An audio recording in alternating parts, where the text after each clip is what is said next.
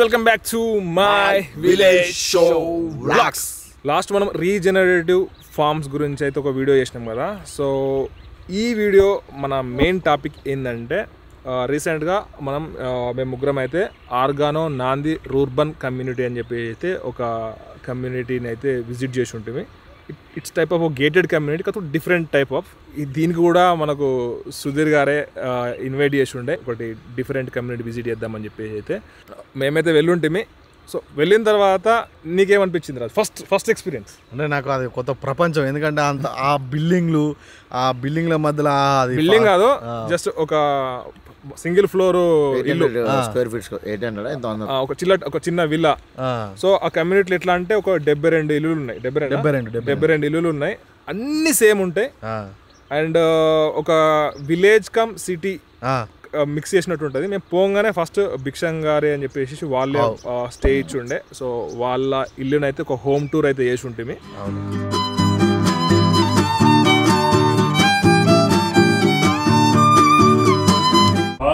ఇక్కడ వీళ్ళు kind of western kind of kitchen, everything integrated into ఇది.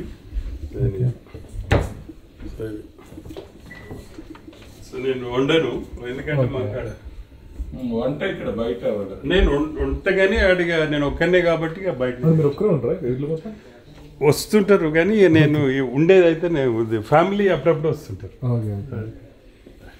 సార్ స్విట్జర్లాండ్ ఉంటాడు, అక్కడ ఆ స్విట్జర్లాండ్ నుంచి ఈ స్విట్జర్లాండ్కి జంప్ కొడతా అంటాడు.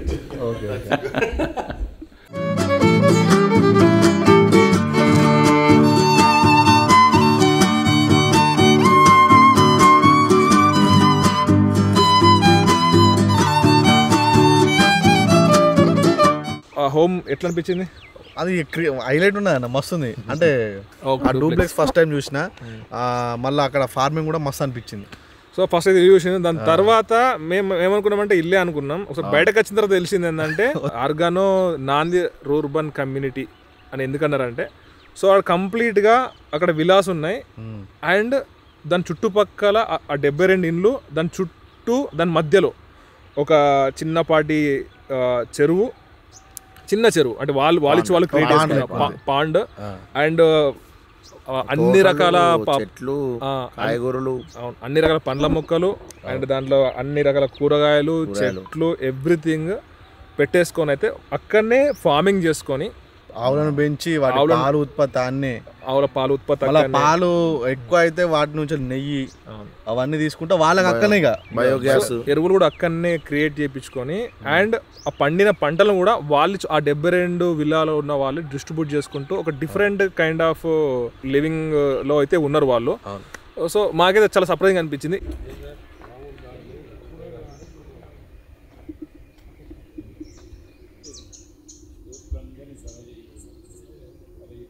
చిన్నప్పుడు అంటే ఒక 10-15 సంవత్సరాల కింద ఊళ్ళల్లో పొలాల దగ్గర కొట్టాలు ఉంటుండే, అంటే స్టోరేజ్ చేసుకోనికి, అటు కానీ మందు బత్తాలు ఇట్లు ఉన్నాయి. ఇప్పుడు అవి ఫామ్ హౌస్లు అయిపోయినాయి. ఇప్పుడు ఉన్నాయి ఇంకా మంచిగా అవుతున్నాయి. కానీ ఇక అది ఒక దగ్గర కమ్యూనిటీ లెక్కలేదు, ఎవరి వాడు కట్టుకుంటున్నారు. విలేజ్ లో కూడా మంచి అందరూ మంచి కమ్యూనిటీ లేకుండా ఎంత మంచి చేసుకోవచ్చు. అదే చెప్తున్నా కమ్యూనిటీ. ఇప్పుడు ఈ వాటర్ ఎక్కడ నుంచి వస్తాయి? మళ్ళీ ఈ వాటర్ ఏమో ఇళ్ళ నుంచి pump, rain water harvesting pit కూడా ఉంది. అది రెయిన్ వాటర్ పడ్డప్పుడల్లా ఆటోమేటిక్గా పంపులు చాలా అవుతాయి, ఇంట్లోకి వస్తాయి. అప్పుడప్పుడు ఏమన్నా గ్రౌండ్ వాటర్ ఎక్సెస్ అయితే కూడా పంప్ చేస్తారు. మళ్ళీ ఇళ్ళ నుంచి అవసరం అయితే ఇరిగేషన్ 4 ఫీట్ల లోతుందట. 4 మీటర్లు ఉంటుంది. 8 ఫీట్లకి చాలా. ఇప్పుడు ఈ నుంచే ఇప్పుడు ఒక 3 మీటర్లు ఉన్నది, కానీ ఇంకో 3 ఉంటాయి మీటర్లు. ఇప్పుడు ఊళ్ళ గురించి ఎవడు పొగుడుతుండే, ఊళ్ళో లేనోడు పొగుడుతుండే. అవును, అది ఇప్పుడు ఆడికి పోయి ఉండి అది ఇప్పుడు పురుగుల్ని మొత్తం ఫ్లై ట్రాప్స్ చూడు ఎంత పురుగును పట్టుకున్నది. స్టిక్కీ ట్రాప్స్ అన్నట్టు ఇది. లేకపోతే అంత ఆకునంతా ఖరాబ్ చేస్తాయి. ఇది ఒకటే కాదు, అండ్ అక్కడ basketball, tennis, table tennis, indoor games and outdoor కూడా ఆడుకునే దాన్ని కూడా gym, yoga, swimming pool, so everything ఉన్నాయి. అండ్ దాంతో పాటు అండ్ అక్కడ ఇది కూడా ఉంది ఇండియాలో లార్జెస్ట్ బాంబూ స్ట్రక్చర్. ఒక అంటే వాళ్ళు ఒక మీటింగ్స్ పెట్టుకోవడానికి అండ్ ఫంక్షన్స్ చేసుకోవడానికి అండ్ తినడానికి ఒక హబ్బు లాంటిది కూడా వాళ్ళు నిర్మించుకున్నారు. ఆ బాంబు స్ట్రక్చర్ వస్తే ఏమనిపించింది చంద్ర? ఇంత పెద్ద కంక బొంగులు అవి కింద పడితే కాదు భయం వేసి కానీ మంచిగా అది చేసి. నాకు డౌట్ వచ్చిందన్న, అంటే ఆ కంక బొంగులు అట్లా ఇట్లా మరి ఫైర్ కి అట్లా ఇట్లా ఏం కాదు, ఫైర్ ప్రూఫింగ్ చేయవచ్చు. మనం కూడా ఇది కూడా మంచిగా మురికి నీటి ఉంటుంది, దాన్ని కూడా మంచిగా ఫ్రెష్ చేసి మళ్ళా చెట్లకు మళ్ళీ దీనికి అది చేస్తారట. దాంట్లో ఈత చెట్లు, ఖర్జూర చెట్లు, ఈ చెట్టు లేదు అన్న సిచ్యువేషన్ అయితే లేదు. చిన్నపిల్లలు కావచ్చు, అది చిన్నపిల్లలు ఉన్నట్టు సార్. నేను కొంచెం 79 కిలోలు ఉన్నా. ఆయన అడిగి మధ్యలో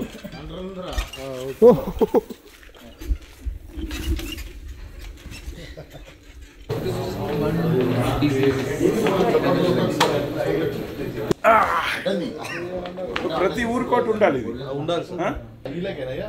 వీళ్ళకి. ఇప్పుడు గెస్ట్ వస్తే మనం చూసుకోవచ్చు. So it's type of gated కమ్యూనిటీయే, కాకపోతే ఒక ఆర్గానిక్ స్ట్రక్చర్లో, అంటే ఆర్గానిక్గా ఫామ్ చేసుకుంటూ అండ్ వాళ్ళ ఫుడ్ వాళ్ళు వండించుకున్నట్టే చేసుకుని, అంటే వాళ్ళే విలేజ్ లో బతికినట్టు అక్కడ బతకాలని చేసుకుంటారు. అంటే విలేజ్ కూడా అట్లా బతుకుతలేవు, బతుకులు. ఆయన అదే అన్నాడు ఆ రోజు కూడా, మా దగ్గర గిన్నె ఇవన్నీ ఉంటాయి అంటే మీరు వినియోగించుకుంటలేరు, మేము కావాలని క్రియేట్ చేసుకుని మరి దీన్ని ఆస్వాదిస్తున్నాం అని చెప్పిండు.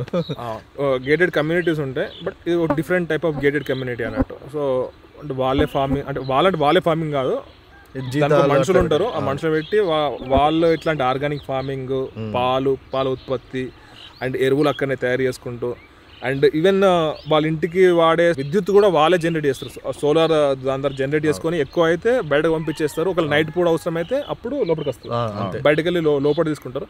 సో మ్యాక్సిమం 100% సస్టైనబిలిటీని అచీవ్ చేసుకుంటూ ఇట్లా ఒక డిఫరెంట్ వేలో లివింగ్ చేద్దామని అయితే వాళ్ళు అనుకుంటున్నారు. సో మాకైతే చాలా అంటే చాలా ఎగ్జైటింగ్ అనిపించింది.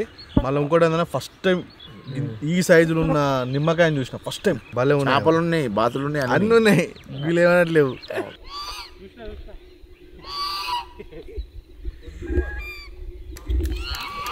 అమ్మరు బిడ్డ ఇదే చూడు, అదే మరి అప్పటి నిమ్మకాయలు, ఇగో ఇంత పెద్ద నిమ్మకాయలు అన్న, ఇగో నిమ్మకాయలు, ఇగో పొగ చూడు, పొగ తీసుకున్నాయండి, తీసుకొద్దా. ఇగో నిమ్మకాయ, పెద్ద నిమ్మకాయలట. ఇక్కడ ఉండడం అనేది ఒక డిఫరెంట్ ఎక్స్పీరియన్స్. ఇట్లా ఉండదలుచుకున్న వాళ్ళే ఇక్కడ ఉండగలరు. కానీ ఇప్పుడు చాలామంది యువకులు కానీ మిగతా వాళ్ళు కూడా చాలామంది ఇట్లా ఉండాలనుకుంటున్నారు. చాలా వరకు కొన్ని ప్రాజెక్ట్స్ ఈ రకంగా రాకున్నా కూడా ఏదో రకంగా సస్టైనబిలిటీ అయితే వస్తున్నాయి. అంటే మెయింటెనెన్స్ కాస్ట్ అనేది ఇక్కడ సీ ఏంటంటే, మన జనరల్గా అన్ని విల్లాలలో కూడా నాకు తెలిసినంత వరకు మెయింటెనెన్స్ కాస్ట్ 10,000-15,000 20,000 వరకు ఉంటుంది. అది అన్ని ఏరియాలలో ఇంత పెద్ద ఇల్లుకి. ఇక్కడ మెయింటెనెన్స్ కాస్ట్లనే మిగతా అన్ని, ఏది ఎలక్ట్రిసిటీ బిల్లు, తర్వాత పాలు, వెజిటబుల్స్, అవన్నీ ఒక 15,000 వరకు వస్తుంది. మేము ఒక 32,000 కడతాము, కానీ ఒక 15,000 వరకు అవి ఉంటాయి. ఇక మిగతా సెక్యూరిటీ అవన్నీ ఉంటాయి. ఇక్కడ రెసిడెన్షియల్ అసోసియేషన్ మేనేజ్మెంట్ కూడా చాలా ముఖ్యము. అది కూడా చేయడం అనేది కొంచెము ఇబ్బందులు అయినా కూడా దాన్ని నా ఇప్పుడు స్టెబిలైజ్ అయింది. ఇది మనం చూసినాం కదా, ఇప్పుడు దాదాపు 10,600-700 స్క్వేర్ ఫీట్. అది 10,000 చిల్లర స్క్వేర్ ఫీట్ అంటే ఒక average middle class house 1,500 square feet అంటే అటువంటి 6-7 హౌజెస్ నిడివి అన్నట్టు. అంత పెద్దది బ్యాంబూతో కట్టిండ్లు. వాళ్ళు విడ్త్ వచ్చి ఎండ్ టు ఎండ్ విడ్త్ వచ్చి దాదాపు 18 మీటర్లు, అంటే 50 ఫీట్ల పైన. అంటే నీకు బొంగు కనీసం ఒక 30 ఫీట్లు ఉండాలి ఒక్కొక్కటి. మనం 2 బొంగులు ఇట్లా అనుకున్నా కూడా.